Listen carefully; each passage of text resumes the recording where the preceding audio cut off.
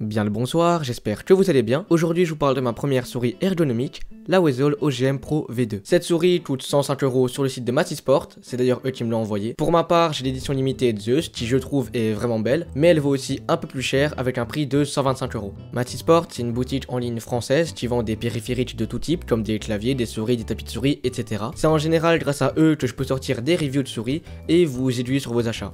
Dans la description, vous retrouverez un lien affilié. Si vous passez par ce dernier pour faire vos achats, je toucherai une commission. Et avec mon code DIGNITY, vous gagnez 5% de réduction sur tous les produits non soldés. Alors, premièrement, parlons de l'unboxing. La boîte est vraiment belle. Dedans, nous retrouverons évidemment la souris qui arrivera sans patins. Là, c'est des patins que j'ai rajoutés par la suite. Ensuite, on retrouvera les classiques, c'est-à-dire de la paperasse, le dongle, le câble, des patins de rechange, mais aussi des grips. Pour parler de sa qualité de construction, on est ici sur un plastique dur, mais je sens quand même différentes zones de flexion un peu partout sur la souris. En jeu, je ne les ressens pas, mais en poussant dessus, je peux très clairement les sentir et ça me donne un sentiment de fragilité, même si évidemment, elle ne cassera pas juste si vous appuyez dessus.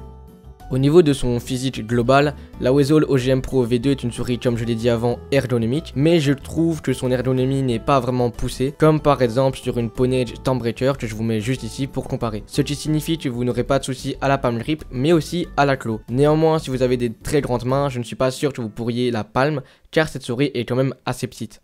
Pour son coating, je trouve qu'il est plutôt bon.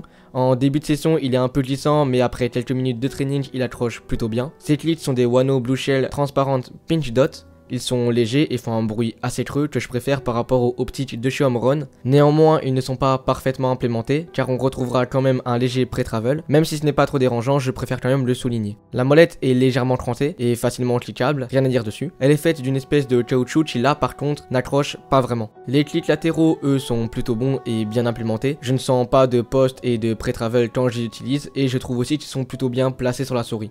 Pour parler du capteur de la souris, on retrouvera un PixArt 3950 qui marche à merveille. Pour l'instant, je n'ai pas eu de soucis avec. Le software, quant à lui, est plutôt simpliste, mais vous n'aurez pas à l'utiliser puisque vous pouvez tout paramétrer à l'arrière de la souris. En effet, vous pourrez retrouver à l'arrière deux boutons qui servent premièrement à allumer la souris, mais aussi à changer les DPI et le polling rate de cette dernière. D'ailleurs, cette souris peut aller jusqu'à 8 kHz de polling rate. Encore une fois, je ne trouve pas ça réellement utile. Perso, je me mets à 2 kHz et ça me convient totalement.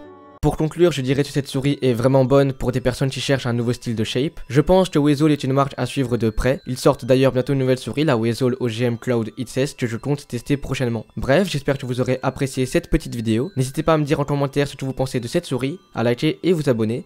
Moi je vous dis au revoir.